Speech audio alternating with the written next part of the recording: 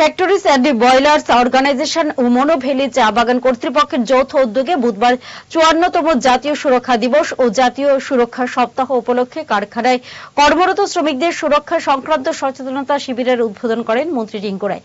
মনোভেলি চা বাগানের অফিস প্রাঙ্গণে আয়োজিত অনুষ্ঠানে মন্ত্রী ছাড়াও উপস্থিত ছিলেন ফ্যাক্টরিজ অ্যান্ড বয়লার্স অর্গানাইজেশনের চিফ ইন্সপেক্টর সূর্য পাল মজুমদার, ঊনকোটি জেলা শ্রম আধিকারিক রতন রায় প্রমুখ।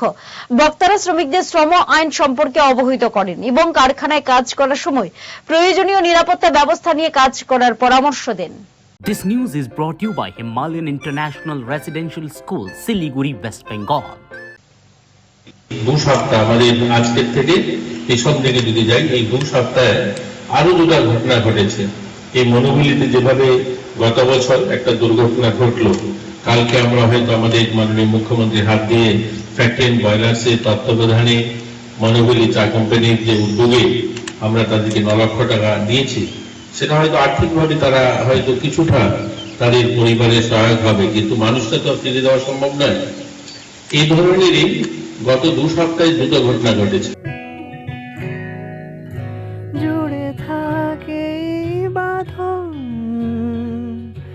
আপনার চেয়েও আপন,